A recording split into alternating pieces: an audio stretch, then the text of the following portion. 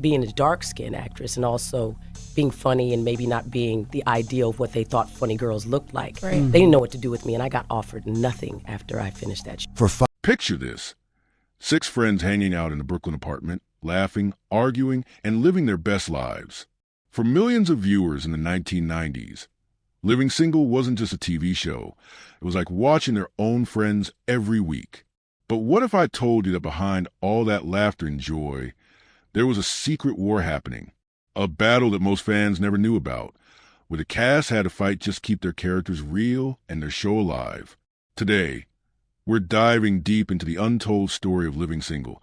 And trust me, what you're about to hear will completely change how you see this beloved show. The cast has finally started talking about what really went on behind the scenes, and some of these secrets are absolutely shocking. Let me start with something that will blow your mind.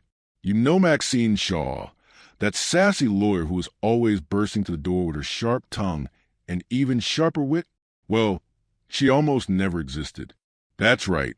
The network executives wanted to completely erase Max from the show before it even started. When Yet Lee Bowser, the young creator of Living Single, pitched the show, she was only 27 years old. She had big dreams and even bigger ideas about what black women could be on television. But when the network bosses looked at her characters, they had a problem with Maxine. They told Bowser that Max was too strong of a character. Can you imagine? They thought a smart, confident black woman lawyer was too much for television audiences to handle. But here's where it gets interesting. Bowser saw herself in Maxine.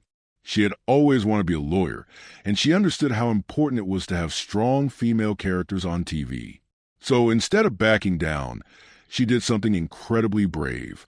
She looked those network executives in the eye and gave them an ultimatum.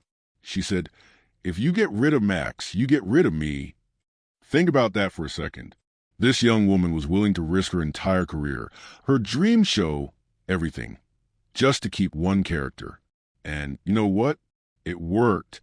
The network blinked first. They made a compromise. Max couldn't live in the main apartment with the other girls, but she could live across the street. And that's why, throughout the entire series, Maxine was always making those dramatic entrances, bursting through the door from a hallway.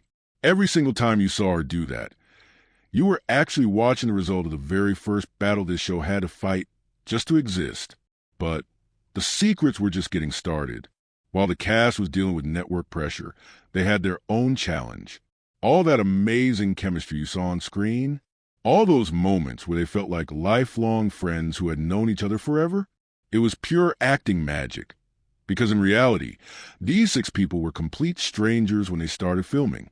Kim Fields, who played the sweet and quirky Regine, later talked about how weird it was.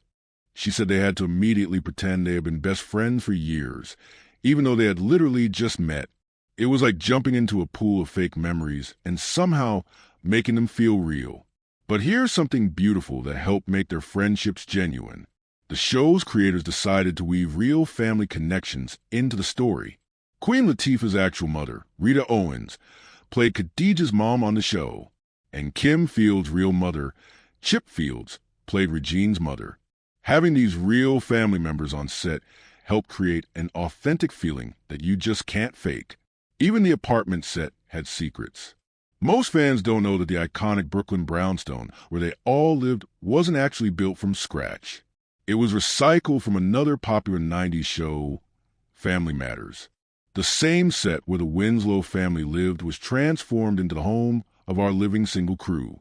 But even though they borrowed the set, the fight to tell their own authentic story was brand new.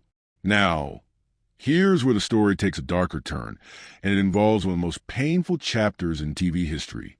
Just 1 year after Living Single premiered and became a massive hit, especially with Black and Latino audiences, another show appeared.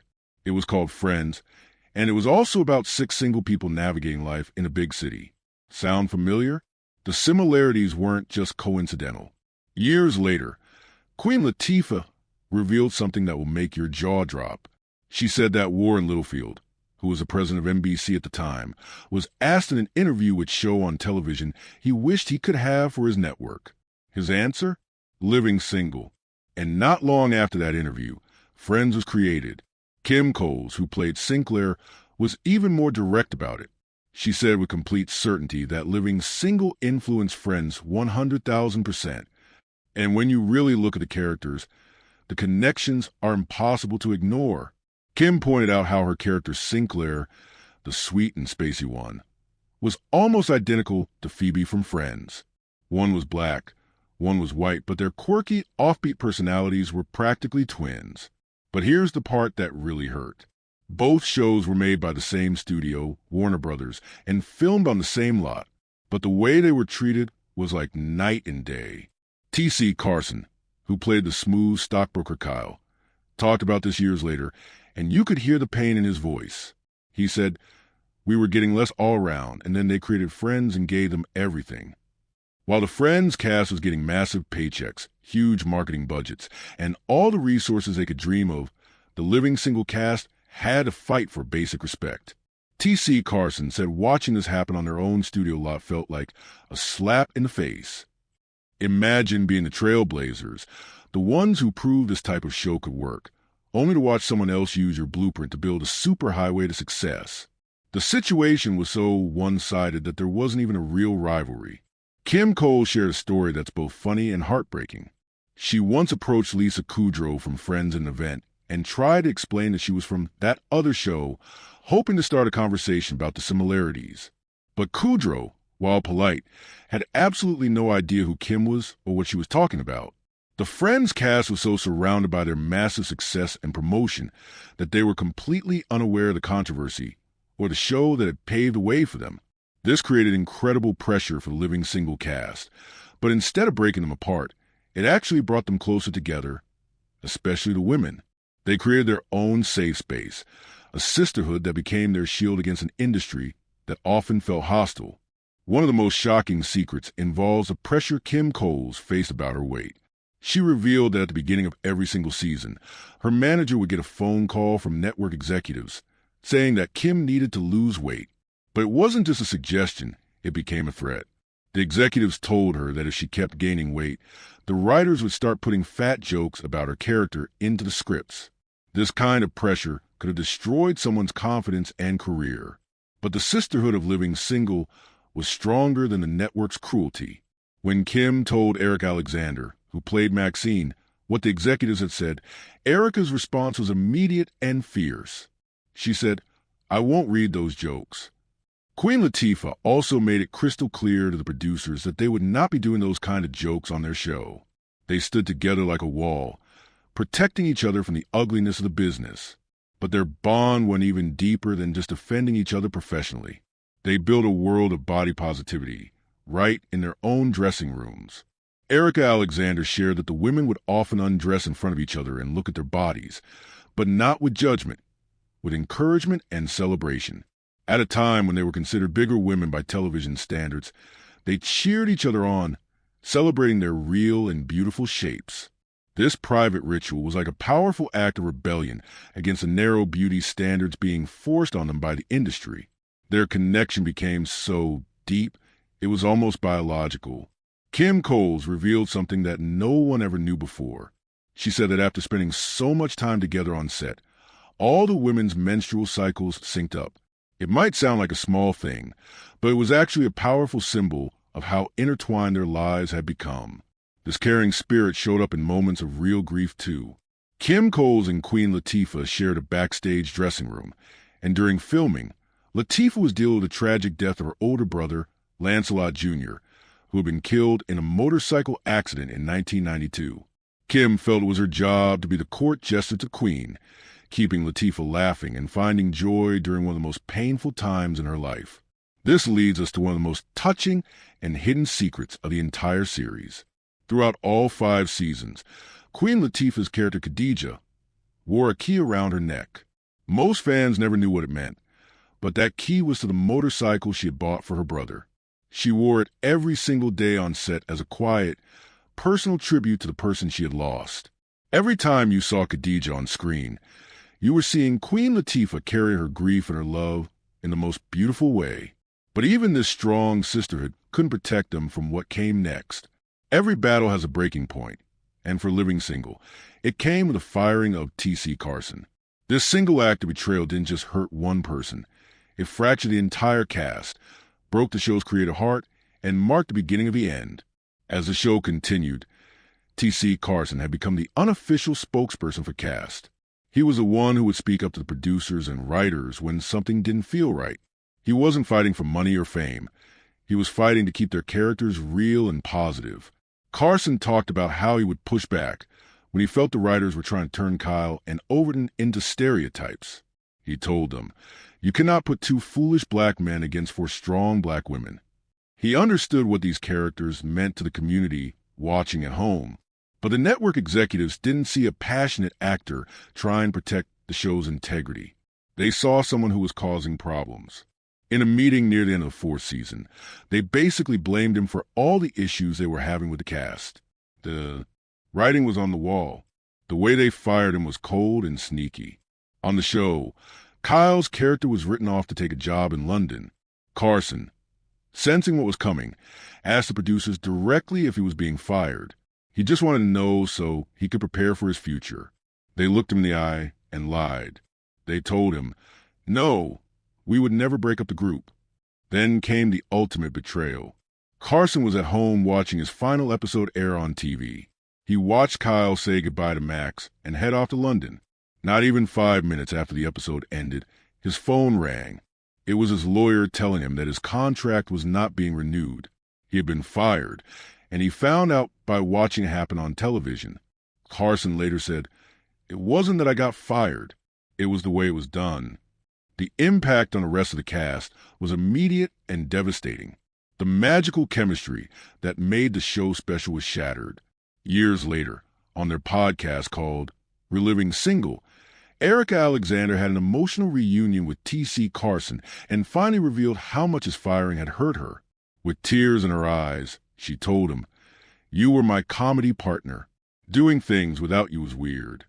The witty back and forth, the romantic tension, the chemistry between Max and Kyle, it was a central part of what made the show work. Without him, Erica felt completely lost. She confessed something heartbreaking. "I actually didn't even know how to be Max without you. It was like somebody ripped her soul out and said, 'Go.'" His absence left a huge hole that the show never managed to fill. The final season felt messy and incomplete. New characters were brought in, but they couldn't replace the magic that had been lost. The firing of T.C. Carson wasn't just about removing one actor. It was the network's way of punishing a cast that had dared to stand up for themselves. They silenced the strongest voice, and in doing so, they broke the spirit of the show and pushed it toward its end. But here's the amazing thing about this story. When the camera stopped rolling and the Brooklyn Brownstone set was torn down, the cast of Living Single didn't just disappear. They took everything they had learned about fighting for themselves, about standing up for what's right, and about supporting each other, and they built incredible new lives. Queen Latifah became an absolute powerhouse in Hollywood. She didn't just become a successful actress. She became a producer and a boss who could give jobs to hundreds of people. Her hit show, The Equalizer, on CBS lets her showcase strong black women in leading roles.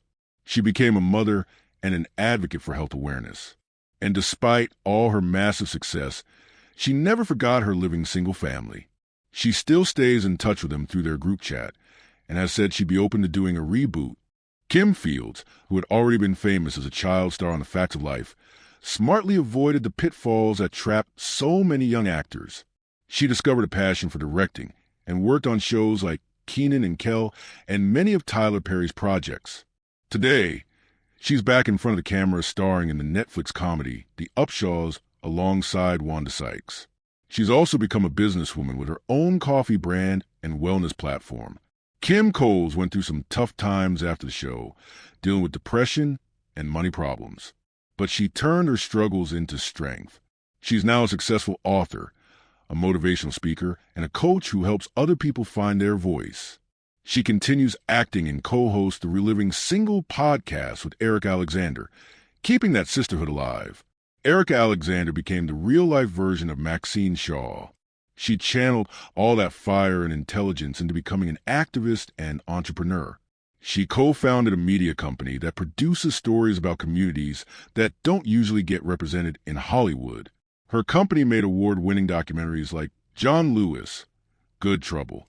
Meanwhile, her acting career has flourished with roles in hit movies like Get Out and American Fiction. After his painful and unfair exit from Living Single, T.C. Carson didn't just bounce back, he completely reinvented himself. He became one of the most successful voice actors in the entertainment industry. For nearly 10 years, he was the original voice of Kratos, the warrior in the massively popular God of War video games. He also voiced Mace Windu in the animated Star Wars, the Clone Wars series. But he never gave up his first love, music. He's now a celebrated jazz singer with his own albums, and even owns a jazz club in Atlanta. John Henton's story is one of incredible strength and survival. In September 2000, his life changed forever when he was in a near-fatal car accident caused by a drunk driver. The crash was horrific. It shattered both his legs, broke 9 of his teeth, and destroyed his left eye socket. His face was so badly damaged that doctors needed a photograph of him just to begin the reconstructive surgery. After a long and painful recovery, John made a choice to step back from television to focus on his family and his health. He returned to his first love, stand-up comedy, and continues to perform in clubs across the country, making people laugh on his own terms. The story of Living Single is so much more than just a sitcom from the 90s. It's the story of a chosen family who fought for their dignity, their characters, and each other in an industry that often didn't value what they brought to the table. What most fans never realize is that the strength, the humor, the love, and the realness we saw on our TV screens every week wasn't just acting. It was forged in real-life battles, real friendships, and real determination to be authentic in a world that wanted them to be something else. These 6 people created something special not just because they were talented actors, but because they refused to compromise on what mattered most, showing Black life in all its complexity, beauty, and truth. They fought network executives. They supported each other through personal tragedies. They stood up against unfair treatment. And they created a legacy that continues to inspire people today. Every time you watch Living Single now, remember that you're not just seeing a funny show about friends in Brooklyn. You're seeing the result of countless battles fought and won by people who believe they deserve better and were willing to fight for it. That's a lesson that goes way beyond television. It's a lesson about standing up for yourself, supporting the people you care about, and never letting anyone dim your light. The cast of Living Single proved that when you fight for what's right, when you stand together, and when you refuse to accept less than you deserve, you don't just change your own life. You change the world for everyone who comes after you. And that's a legacy worth celebrating. If this story moved you the way it moved me, please hit that like button and let me know in the comments what your favorite Living Single moment was. Share this video with someone who needs to hear this story of strength and sisterhood. And don't forget to subscribe because we got so many more untold stories from your favorite shows coming your way. Until next time, keep fighting for what matters, just like the cast of Living Single taught us to do.